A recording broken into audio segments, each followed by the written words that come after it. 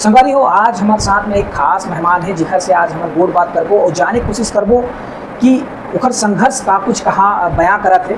संगवारी हो, वैसे समाज में ककरो पैर नहीं रहा है या फिर ककरो हाथ नहीं है या फिर ककरो और कुछ प्रॉब्लम रहते तो हम कहीं ना कहीं एक कमज़ोर पड़ जाते कि समाज में आखिर हम कैसे जीवो, कैसे रहो, हम कैसे अगर काम मिली का करबो ऐसे करके। तो ये बहुत सारा ऐसे कहानी रही थे, लेकिन एक प्रेरणा के स्रोत बनत हवा, एक मोटिवेट करत हवा देवश्री, जिसका नाम है देवश्री भोयर, जिन्हा राजनीति शास्त्र में PhD हासिल करे है और कहीं ना कहीं दृष्टि बाधित है। तो एक समाज के लिए बहुत बड़े वो मैसेज देवत है कि आपला हिम्मत नहीं हारना है। साथ ही साथ परिवार जो सपोर्टिव होते तो बहुत कुछ हासिल होते। तो हमारे साथ में देवश्री जी और साथ में पिताजी है। तो इखर मन से आज हमारे यहाँ बहुत विस्तार से गोड़ बात करबो, अपन बने रहूँ और चैनल अगर सब्सक्राइब नहीं कर तो फटाफट सब्सक्राइब कर लो। और ये वीडियो आप लोग बहुत मोटिवेट करी, साथ ही साथ आप मन ला बहुत जल्द मोटिवेट कराना है, इधर मन की कहानी ला सुनना समझना है, तो बिल्कुल ये वीडियो ला शेयर करूँ। तो चलो हमारे गोड़ बात के सिलसिला शुरू कर जी। सबसे पहले तो आपको बहुत बहुत बधाई, बहुत बहुत शुभकामनाएं। आपने राजनीति शास्त्र में PhD हासिल की है, उसके लिए जी थैंक जी।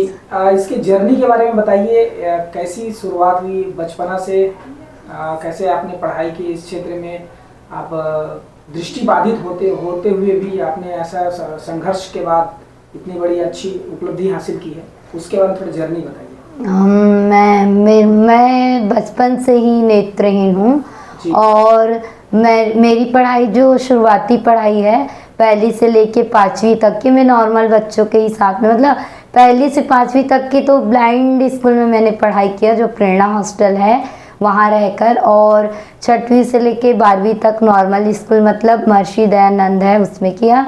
फिर कॉलेज कालीबाड़ी रायपुर में जो है वहाँ से मैंने UG और PG की दोनों पढ़ाई की है।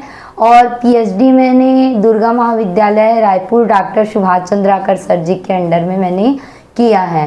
तो PhD करने का सपना तो मेरा भी था, लेकिन उसके साथ में मेरे पिताजी का भी था। मेरे पिताजी मेरी थीसिस को लिखा करते थे, विचार तो मेरे रहते थे क्योंकि हमें राइटर की आवश्यकता पड़ती है, तो वो विचार मेरे रहते थे और मेरे विचारों को बताने के बाद में मेरे पिताजी उसको अपनी वहाँ लिखते थे प्रिंट में। जी सर, आप बताइए, आप कहीं ना कहीं एक पिता होने के नाते एक बच्चे के लिए जो करना चाहिए वो बखूबी निभाए हैं और बेटी को इतना इस काबिल बनाया कि आज उनका नाम पूरे भारत में है।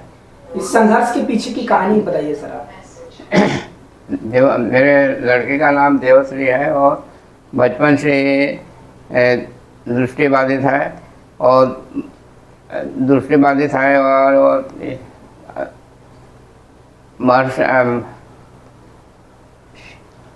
स्कूल में पढ़ी है, ब्रेल लिपि में पढ़ी है जी। और उसके आगे चलते चलते उसको पढ़ाई के दौरान में क्या क्या संघर्ष करना पड़ा है इनके लिए, कहीं ले जाना हो या फिर कुछ पेपर उसको लाना ले जाना, ये मैं ही करता था इसको।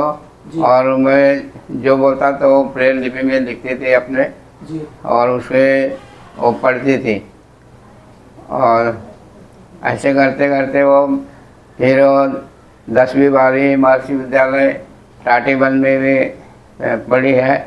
उसके बाद वो कॉलेज का ही है। कॉलेज में पढ़ने का साधन नहीं था उसके स्कूल में, तो फिर वो घर से ही आना जाना, उसको साइकिल में ले जाना ला जाना, और मैं उसको बहुत पढ़ाया और पढ़ाने में। कौन से सन की बात है जब उनको पढ़ाई स्टार्ट की थी, कितने साल हो गए? 2007 कुछ याद है आपको? 2007 पढ़ा सन याद नहीं हो। अभी कितना उम्र इनका कितना चल रहा है? सब उम्र 35 साल चल रहा था जी। अच्छा, अब बचपना में जैसे ये दृष्टिबाधित शुरुआत से ही, जैसे जन्म से आप बता रहे हैं, तो कभी ये नहीं लगा कि अब इनको थोड़ा बहुत ही पढ़ाई करना चाहिए, उसके बाद फिर अपना जैसा भी है गुजारा चलता रहा है, ऐसा कभी ख्याल नहीं आया आपको कि उनको कोई बताए हैं इनको दृष्टिबाधित बच्चे स्कूल में पढ़ते हैं, वहाँ इनको भर्ती करो, तो वहाँ जाके भर्ती किया। फिर वहाँ ऐसे करते करते वो पढ़ाई में आगे बढ़ी है और आगे बढ़ी है। फिर वो उसने कालीबाड़ी डिग्री गर्ल्स कॉलेज में भी पढ़ाई की है एमए तक। फिर उसके बाद और उसका विचार हुआ कि और आगे पढ़ाई करो, तो उसके लिए भी हमने संघर्ष किया कि अब तुम पढ़ो, जितना भी पढ़ना है पढ़ो। आपने कहाँ तक पढ़ाई की? मैं 10वीं तक पढ़ाई किया हूँ। और आप उनकी माता जी? उनकी माता जी भी 10वीं तक पढ़ाई की। तो आप लोग कहीं ना कहीं थोड़े से कम पढ़े हुए थे, उसके बावजूद भी बेटी को ज़्यादा ज़्यादा जितना उनका इच्छा है उतना पढ़ना चाहिए, ऐसा सपोर्ट आप सपोर्ट? हाँ, उनको पढ़ने का ही इंटरेस्ट था ना लड़की को। जी। तो इसीलिए हमने भी पढ़ो तुम, हम तुमको मदद करेंगे, आगे चल के तुम पढ़ो, जितना भी पढ़ना पढ़ो तुम। हाँ।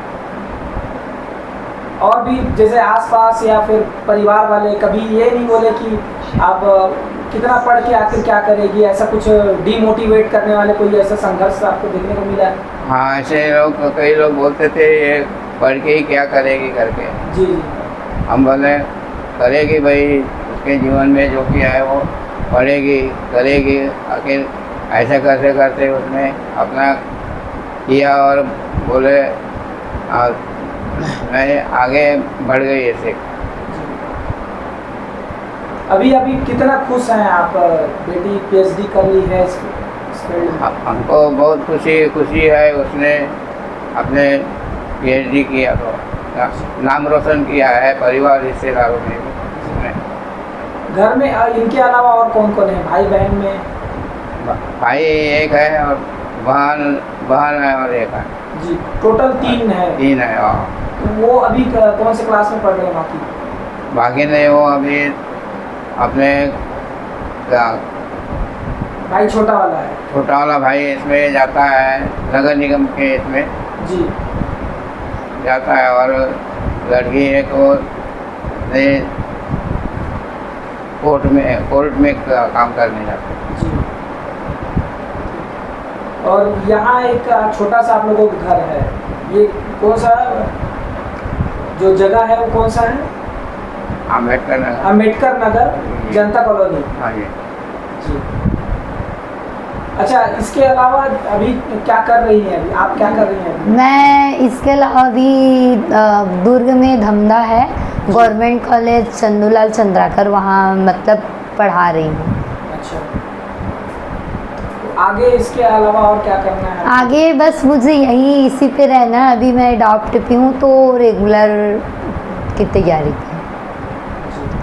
और क्या कहना चाहेंगे जो और भी हाँ। समाज में लोग हैं, उनसे आप क्या हाँ, संदेश तुम देना उनके चाहेंगे? लिए यही संदेश देंगे कि कभी भी कोई मुश्किलें आए तो उन मुश्किलों को व्यक्ति को दरकरार कर देना चाहिए। उसे ये नहीं देखना चाहिए कि हमारी कमज़ोरी इंसान को और कमज़ोरी बनाती, तो उसको दरकरार करें।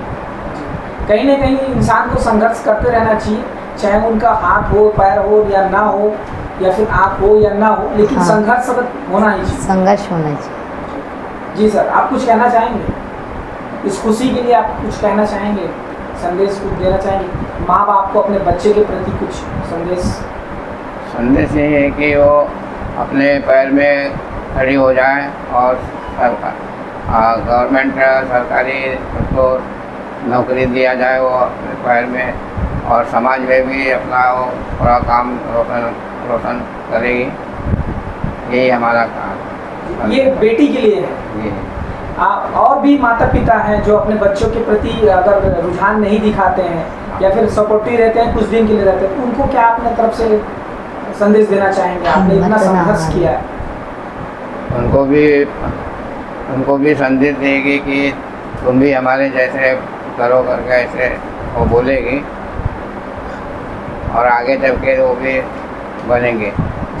ठीक है सर, बहुत बहुत धन्यवाद और बहुत सारी आपको बधाई। Thank you. और हमारी फिल्म 30 जून को आ रही है जिसका नाम है जीरो बनी हीरो।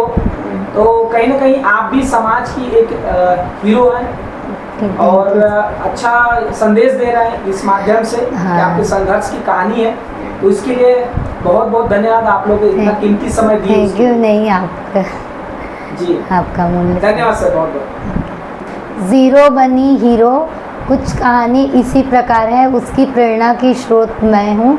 तो ये फिल्म 30 जून को आने वाली है, तो आप सब यहाँ पे सादर आमंत्रित हैं। तो आप आइए, इस कहानी से कुछ न कुछ समाज के लिए आपको सीखने को मिलेगा। तो संगवारी हो पूरा कहानी सुने हो आप मन, कैसे संघर्ष की कहानी रही से सारा कुछ ला आप मतलब बता ही सका। तो ये वीडियो आप मतलब कैसे लगी जरूर कमेंट्स करके बताओ और ज़्यादा से ज़्यादा शेयर करूँ। और 30 जून के हमारे फिल्म आते हैं जिसका नाम है जीरो बनी हीरो। तो कहीं ना कहीं हमारे समाज के लिए भी देवश्री है, हीरो है। तो बिल्कुल आप मन एला सपोर्ट करो। अगर हाँ आप मन भी अगर इंटरव्यू लेना है तो बिल्कुल संपर्क कर सका। तो आप मतलब एड्रेस बता दूँ, आप मन भी मिल सका था देवश्री से और फैमिली से। तो ये वीडियो में बस इतना ही। धन्यवाद। जय जोहार, जय छत्तीसगढ़।